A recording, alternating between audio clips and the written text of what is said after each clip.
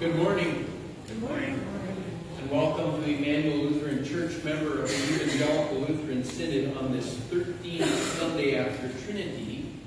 And our theme for today is Christ suffered once for our sins.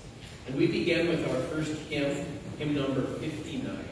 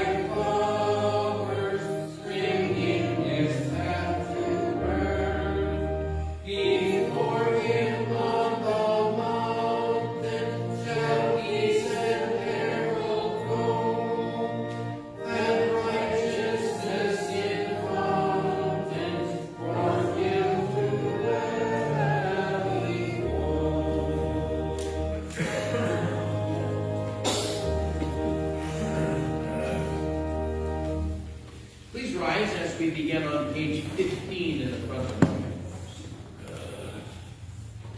In the name of the Father, and the Son, and the Holy Ghost. Amen.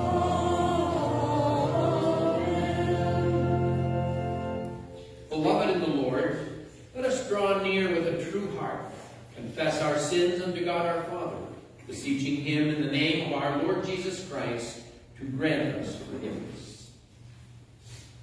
Our help is in the name of the Lord.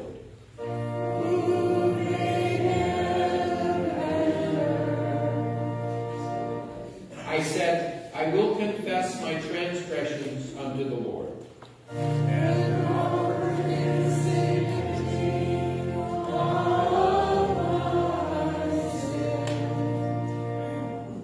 O Almighty God, merciful Father, I, a poor, miserable sinner, confess unto Thee all my sins and iniquities with which I have ever offended Thee, and justly deserve Thy temporal and eternal punishment. But I am heartily sorry for them, and sincerely repent of them. And I pray Thee of Thy boundless mercy, and for the sake of the holy, innocent, bitter sufferings and death of Thy beloved Son, Jesus Christ, to be gracious and merciful to me, a poor, sinful being. Upon this your confession, I, by virtue of my office as a called and ordained servant of the Word, announce the grace of God unto all of you. And in the stead and by the command of our Lord Jesus Christ, I forgive you all your sins. In the name of the Father, and the Son, and the Holy Ghost.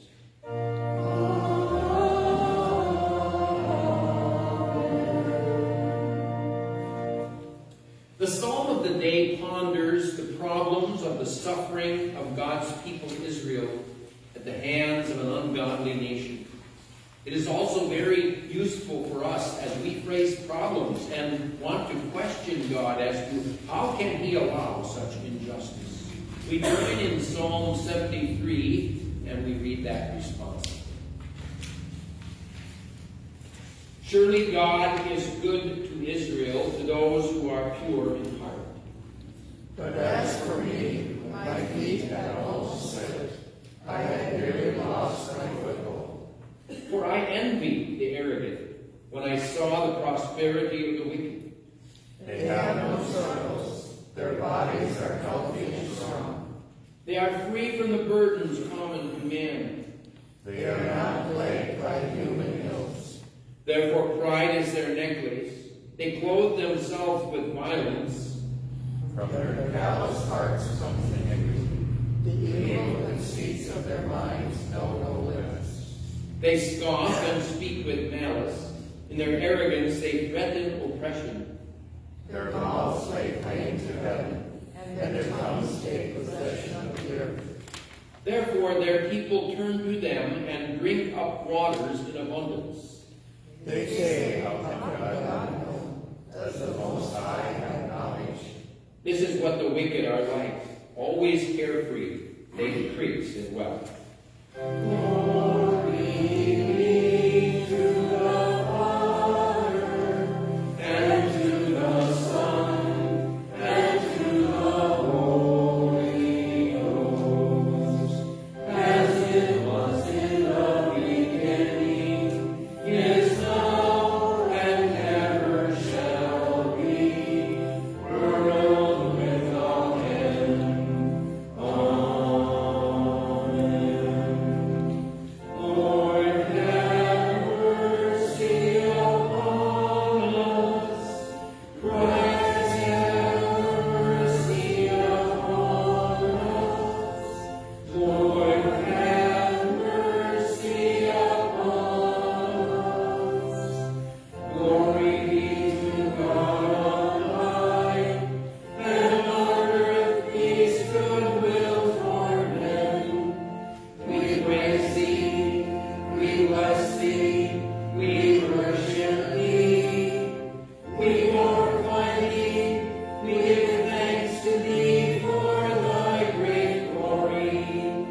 O Lord God, Heavenly King, God the Father Almighty, O Lord, the only begotten Son, Jesus Christ, O Lord God, Lamb of God, Son of the Father, that takes away the sin of the world, have mercy upon us. Thou that takest away the sin of the world, receive our prayer. Thou that sittest at the right hand of God the Father, have mercy upon us.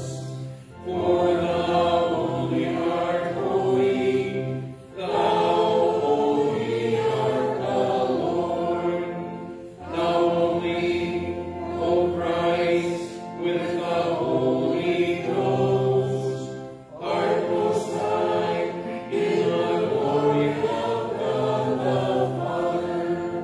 Amen. The Lord be with you.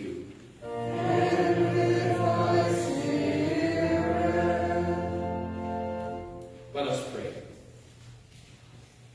Almighty and everlasting God, you have made us heirs of your eternal and great promises. Increase in us daily the gifts of faith, hope, and love, that we may love all that you command. Through Jesus Christ, your Son, our Lord, who lives and reigns with you in the Holy Spirit, one true God, now and forever.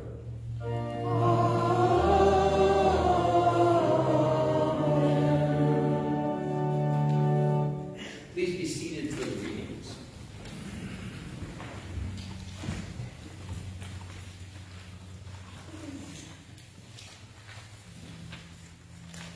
Man is born hungry hungry for knowledge and understanding.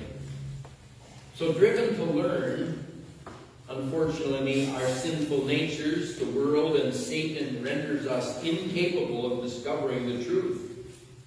Important facts of our existence, of our God, of our souls, of our eternal destiny.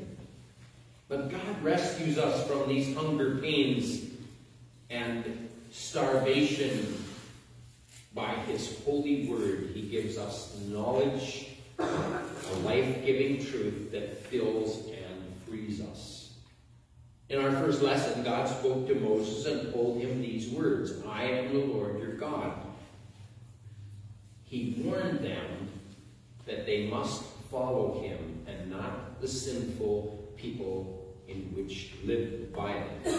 Our first lesson then is from Leviticus 18, verses 1 through 5. The Lord said to Moses, "Speak to the Israelites and say to them, I am the Lord your God. You must not do as they do in Egypt, where you used to live. And you must not do as they do in the land of Canaan, where I am bringing you. Do not follow their practices. You must obey my laws and be careful to follow my decrees. I am the Lord your God. Keep my decrees and laws, for the man who obeys them will live by them. I am the Lord." Here endeth our first reading. In the epistle lesson, the great war is over. Jesus fought and won. He set us free from the bondage of our sin. Although inside every Christian, a daily battle rages between the old me and the new me, my sinful nature and my new spirit born in faith. This civil war that goes on in our hearts causes us to cry out with St. Paul, "Who will rescue me from this body of death?" The epistle lesson for this, the 13th Sunday after Trinity, is written in the 7th chapter of Romans, reading verses 7 through 25. What shall we say then? Is the law sin? Certainly not. On the contrary, I would not have known sin except through the law. For I would not have known covetousness unless the law had said, "You shall not covet." But sin, taking the opportunity by the commandment, produced in me a manner of evil desire. For apart from the law, sin was dead. I was alive once without the law, but when the commandment came, sin revived and I died. And the commandment which was to bring life, I found to bring death. For sin, taking occasion by the commandment, deceived me, and by it killed me. Therefore the law is holy, and the commandment is holy, and just, and good. Has then what is good become death to me? Certainly not. But sin, that it might appear sin, has produced death in me through what is good, so that what sin through the commandment might become exceedingly sinful. For we know that the law is spiritual, but I am carnal, sold under sin. For what I am doing, I do not understand.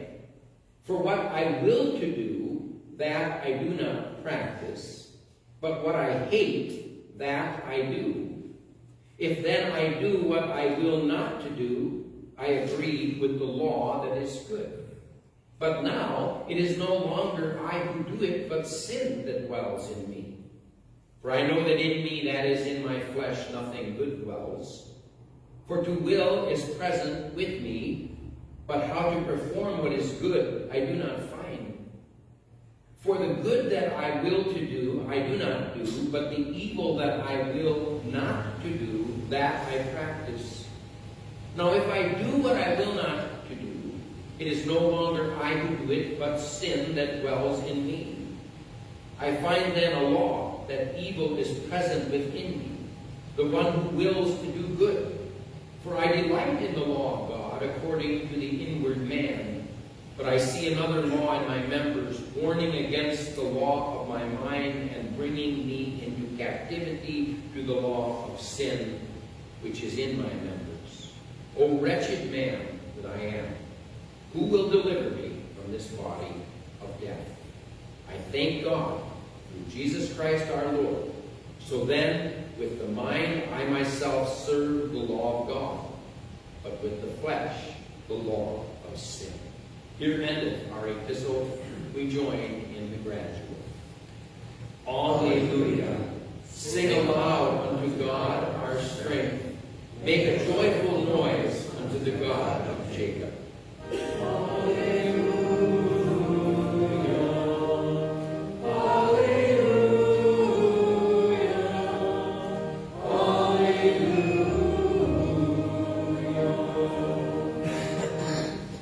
In our gospel lesson, the Savior tells us that revenge has no place in the life of a Christian. Rather, love our enemies, help them, pray for them. God's heart is filled with love for all his creatures, and he wants our hearts to be filled with that same love. The Holy Gospel is written in the 5th chapter of St. Matthew, reading verses 43 through 48. Please rise for the reading. Glory be to thee, O Lord. You have heard that it was said, you shall love your neighbor and hate your enemy. But I say to you, love your enemies. Bless those who curse you. Do good to those who hate you. And pray for those who spitefully use you and persecute you, so that you may be sons of your Father in heaven. For he makes his sun to rise on the evil and on the good, and sends rain on the just and on the unjust. For if you love those who love you, what reward have you? Do not even the tax collectors do the same? And if you greet your brethren only, what do you do more than others? Do not even the tax collectors do so? Therefore you shall be perfect, just as your Father in heaven is perfect. Here endeth the gospel of our Lord and Savior Jesus Christ. Praise be to thee, O Christ. Let us confess our Christian faith in the words of the Nicene Creed found on page 22. I believe in one God, the Father Almighty, maker of heaven and earth, and of all things visible and invisible, and in one Lord Jesus Christ, the only begotten Son of God, begotten of his Father before all worlds, God of God, light of light, very God of very God, begotten, not made, being of one substance with the Father, by whom all things were made, who for us men and for our salvation came down from heaven, was incarnate by the Holy Ghost of the Virgin Mary, and was made man, and was crucified also for us under Pontius Pilate. He suffered and was buried, and the third day he rose again according to the Scriptures, and ascended into heaven, and sitteth on the right hand of the Father. And he shall come again with glory to judge both the quick and the dead, whose kingdom shall have no end. And I believe in the Holy Ghost, the Lord and giver of life, who proceeded from the Father and the Son, who with the Father and the Son together is worshipped and glorified, who spake by the prophets. And I believe in one holy Christian and apostolic church. I acknowledge one baptism for the remission of sins, and I look for the resurrection of the dead and the life of the world to come. Amen. Please be seated for our next hymn, hymn number 65.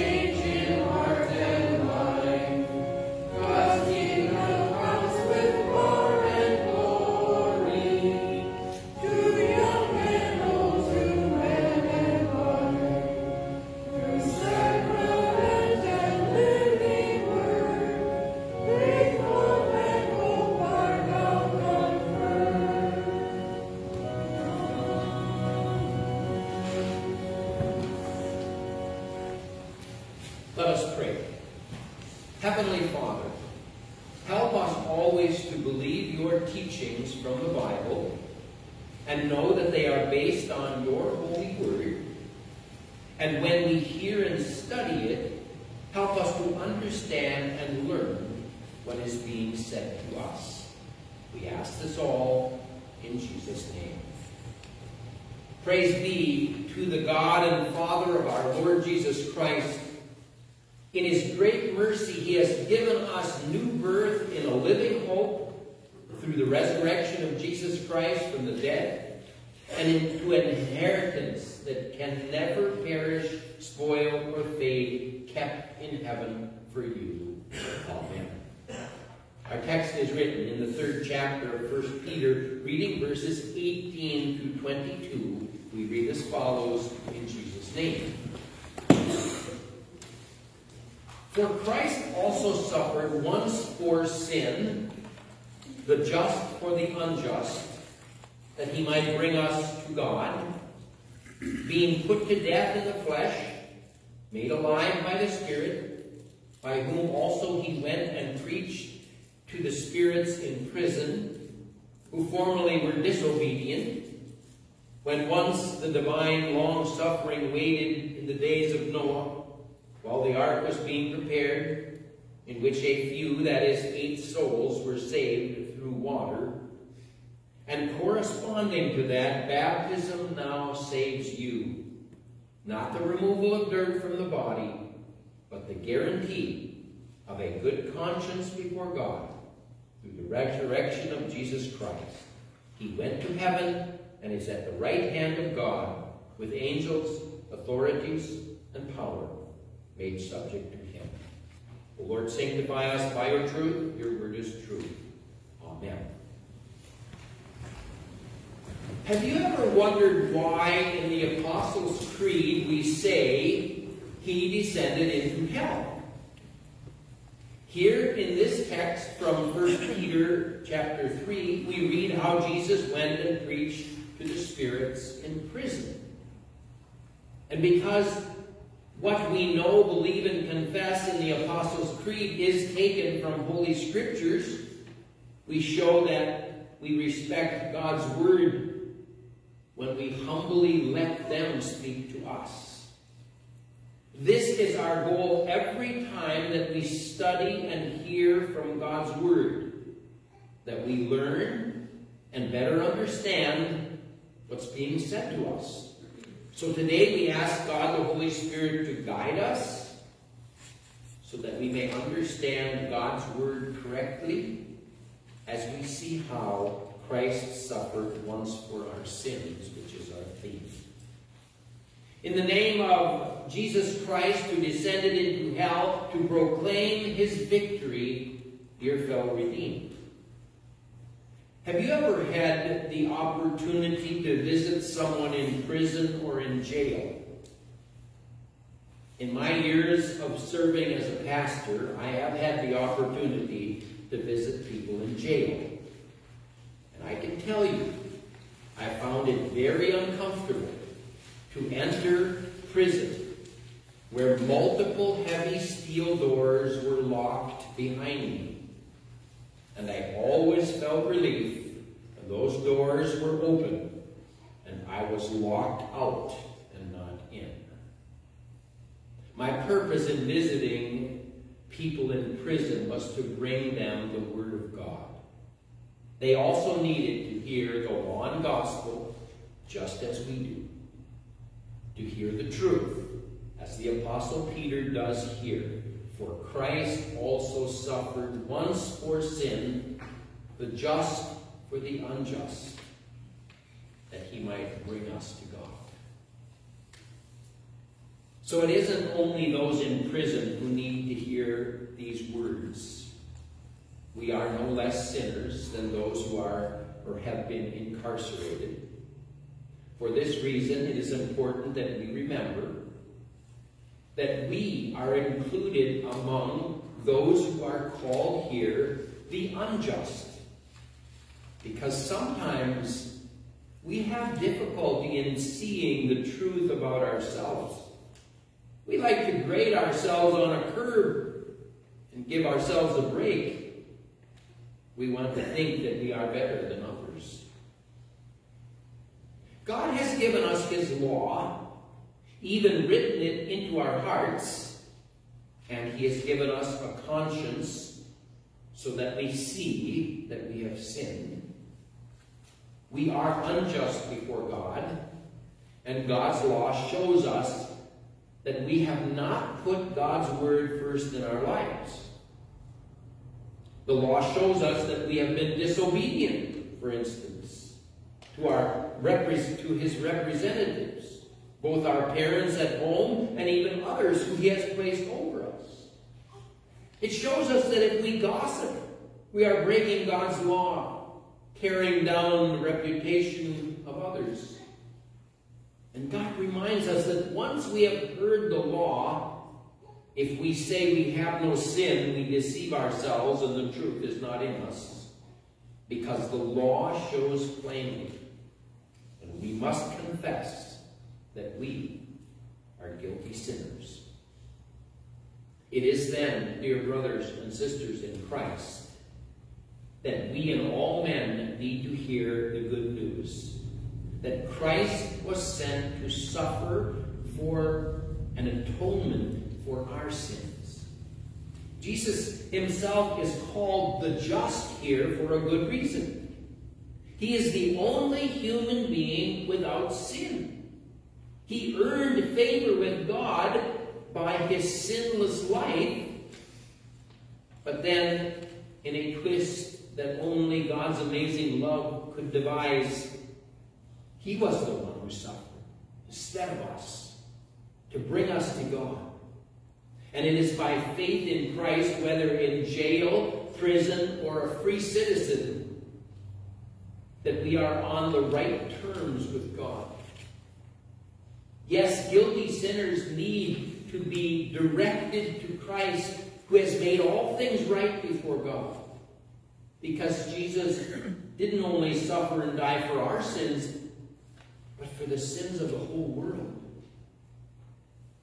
Now, the words that follow from our text offer a timeline in a simple way of what happened on Good Friday through Easter Sunday, even revealing an event not recorded in the Gospels. First of all, Christ suffered for our sins, the just for the unjust, and after He suffered, He died. We read, He was put to death in the flesh, made alive by the Spirit. So what happens to each human being at death happened to Christ. Jesus' soul and body were separated.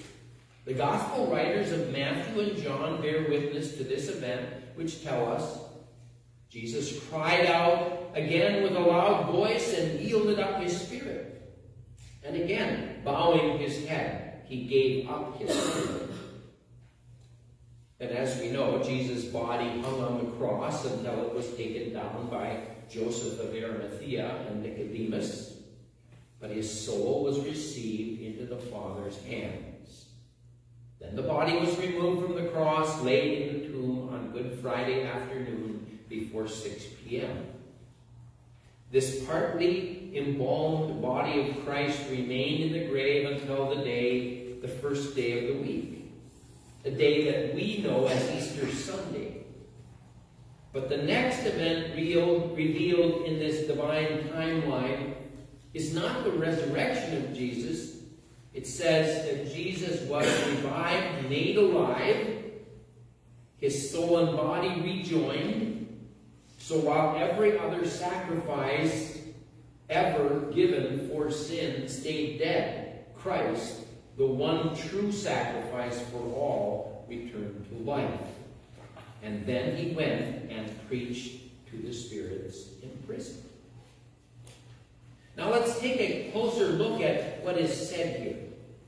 It happened sometime Easter morning, after Jesus was revived from the dead, and He went and preached to the spirits in prison. There's only one prison for spirits mentioned in the Bible. It's referred to in the Old Testament as Gehenna, and we know it as hell. Now, the Bible never says anything about a place called purgatory, believed to some to be a holding tank for souls. Purgatory is a fable made up to comfort those who have lost loved ones who were living in sin. But it also made a way for the Church of Rome to raise money, to build great buildings. But hell is a very real place, created by God for the devil and his angels, as it tells us in Matthew 25:41. Unfortunately, the Bible also tells us that those who die without faith in Jesus will also find their souls in hell until the resurrection, and thereafter both soul and body will reside in hell. What does the Bible say about Jesus descending to hell? Well, he didn't go there to suffer or to face the horrors of hell, because his suffering was concluded on the cross when he said it is finished, when his death on the cross. He did not descend into hell to give them a second chance. He did one thing. He preached to the spirits in prison, bringing them the news of his victory. He descended into hell as Satan's conqueror, proclaimed victory over sin and death and the devil. Jesus descended into hell as one who had the keys to the grave and to death. And finally, it was the first step in his glorious exaltation. Think of it like this. After great victories, the Roman army would return to Rome and bring their spoils. The victorious soldiers would march into Rome in full array, trotting along their conquered king and dignitaries. The victorious general would place his foot on the king's neck, symbolizing his utter defeat. And we should picture Jesus descend into hell this same way. He came to hell to announce his victory and to pray before his enemies. He spoke to the condemned, including Satan and his host. And we are told that some of the crowd included those unbelievers from the days of Noah, we read, who formerly were disobedient when once the divine long-suffering waited in the days of Noah while the ark was being built, in which a few, that is 8 souls, were saved through water. They had sneered at God's warning and his promises made to them by Noah, and now they were imprisoned in the prison of souls, waiting for the final judgment. And when Jesus descended into hell, they met their judge, our victorious Lord Jesus. And while they were judged, Noah and his family were saved by the mercy of God. They were saved by the ark through water. And this is where verse 21 comes in. And it corresponds to that baptism now saves you. Not the removal of dirt from the body, but the guarantee of a good conscience before God through the resurrection of Jesus Christ. Brothers and sisters in Christ, we have earned and we deserve to be imprisoned in hell. But we have been rescued by God through Jesus Christ, who suffered once for our sins. We are saved by the means of water. Not the water of the flood, but the water of God's mercy in baptism, which derives its power from the Word of God. So here it is, the timeline for our redemption. An Easter morning paper could read, Jesus was put to death in the flesh, then made alive by the Spirit, and went to proclaim his victory to the condemned in hell. And while that announcement must have caused their hearts to shudder with fear, it causes us to sing joy, like we do every Easter Sunday with the hymn writer of our next hymn, 207, verse 6.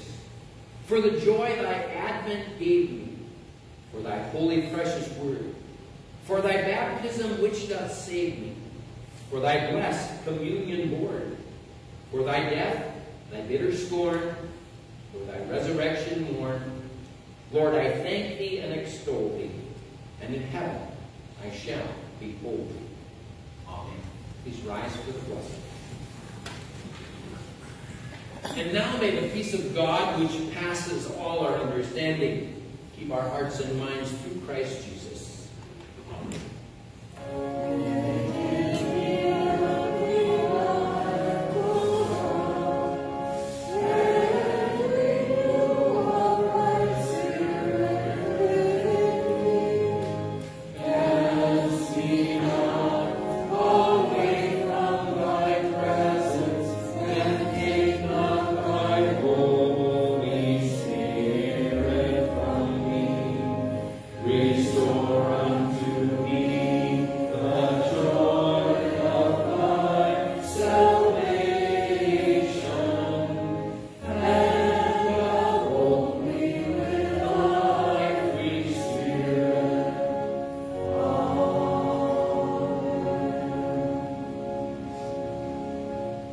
Please be seated as we gather our offerings.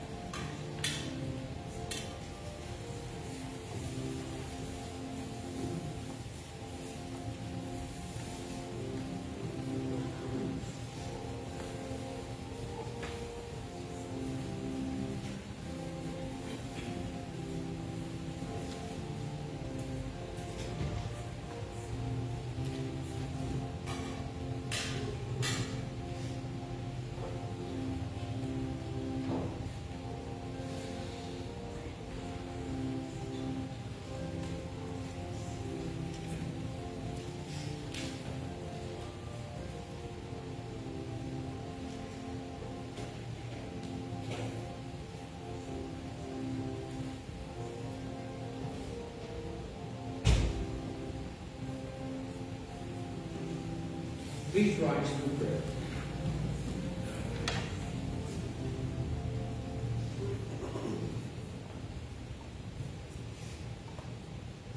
We give thee but thine own, whate'er the gift may be. All that we have is thine alone, a trust, O Lord, from thee. Amen.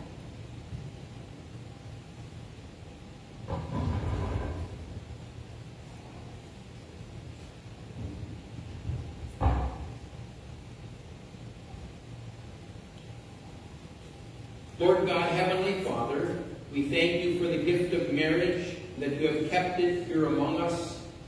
We thank you for the 48 years that Pastor and Marina have had together, the love and true devotion that they have had for each other, and the boundless grace you have poured out upon them and their children. We ask that you continue to bless their marriage, that others may see the love they have for their Savior, and that they may be an example to many. We ask this all in Jesus' name. Lord God, Heavenly Father, we give thanks and praise for your great goodness and mercy.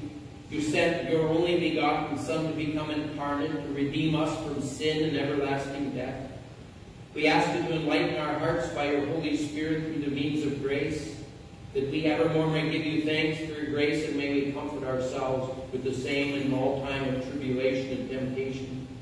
Send forth laborers into your harvest, who teach the word in its truth and purity, that your joyous gospel may be heard in every land and nation. Grant health and wisdom to our government and all who are in authority, that they may dwell in peace in this land of freedom. Send our land good weather and needed rains, that we each may eat our daily bread and offer our first fruits unto you. Bless the efforts of the businessmen, workers, and all laborers, and help them in their needs, providing all for their good.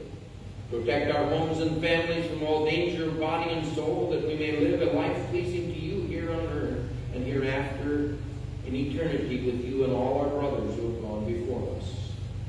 These and whatsoever other things I would have us ask of thee, O God, grant unto us for the sake of the bitter suffering and death of Jesus Christ, thy only Son, our Lord and Savior. Amen. Please be seated for our next hymn, number 207.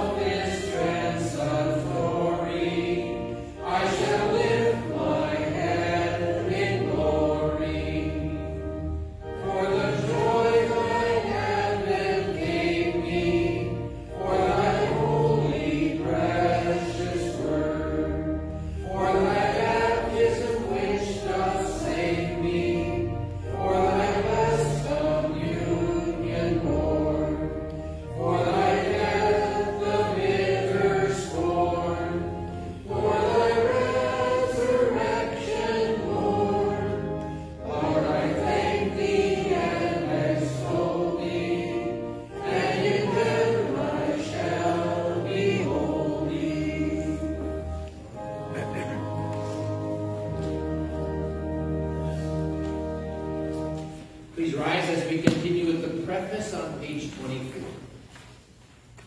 The Lord be with you. And with thy spirit.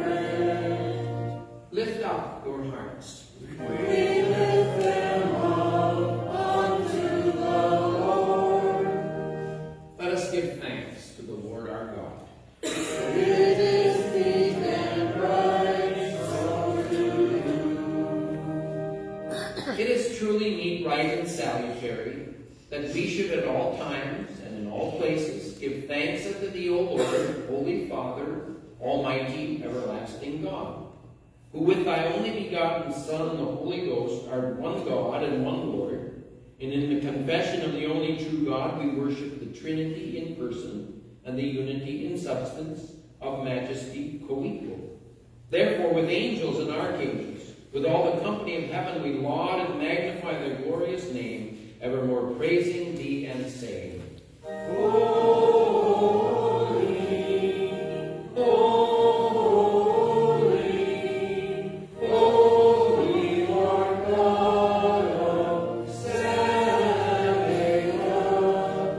Heaven and earth are full of thy glory. Hosanna, Hosanna, Hosanna in the highest. Blessed is he, blessed is he, blessed is he that cometh in the name of the Lord. Hosanna, Hosanna, Hosanna in the highest. Our Father who art in heaven, hallowed be thy name. Thy kingdom come, thy will be done, on earth as it is in heaven. Give us this day our daily bread, and forgive us our trespasses, as we forgive those who trespass against us. And lead us not into temptation, but deliver us from evil. For thine is the kingdom, and the power,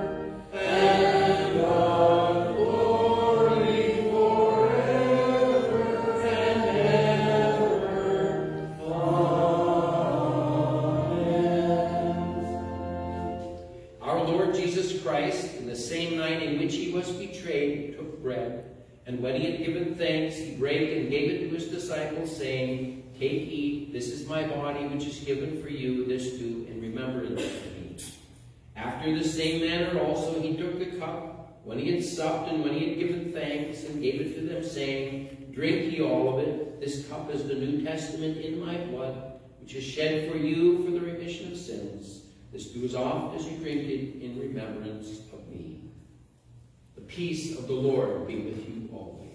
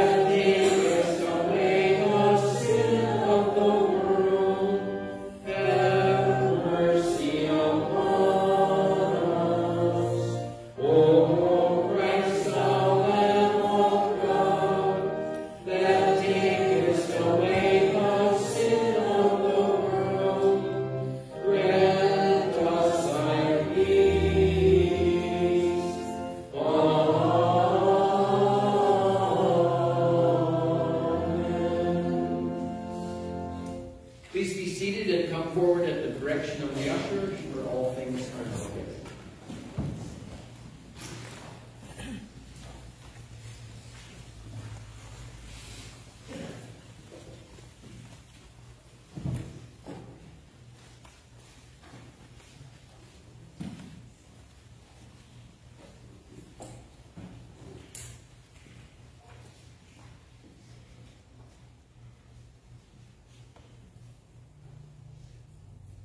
Welcome to the Lord's Supper.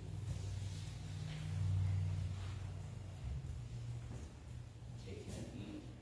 This is the true body of our Lord and Savior Jesus Christ, given and shed for you for the remission of all your sins.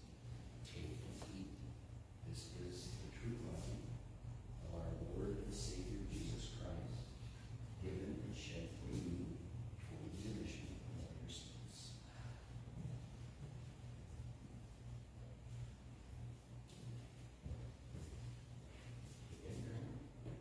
This is the true blood of our Lord and Savior Jesus Christ, given and shed for you for the remission of all your sins.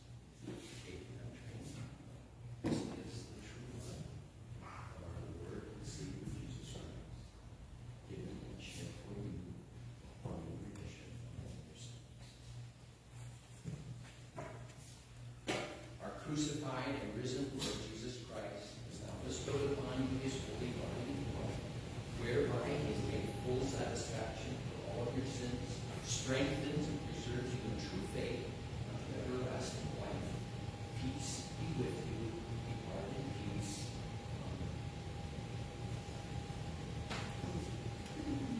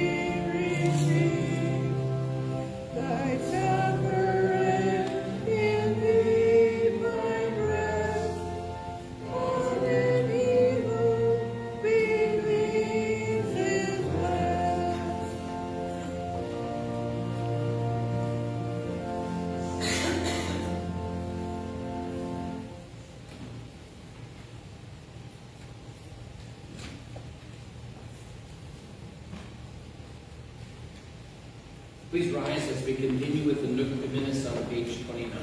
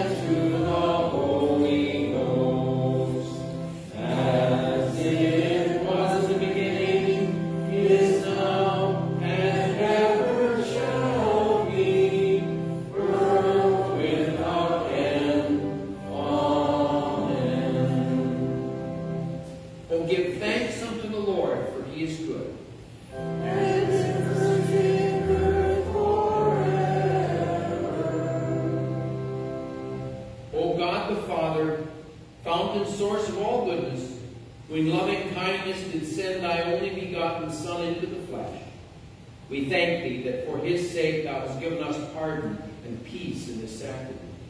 And we beseech thee not to forsake thy children, but evermore to rule our hearts and minds by thy Holy Spirit, that we may be enabled constantly to serve thee. Through Jesus Christ our Lord, who liveth and reigneth with thee and the Holy Ghost, ever one God, world without end.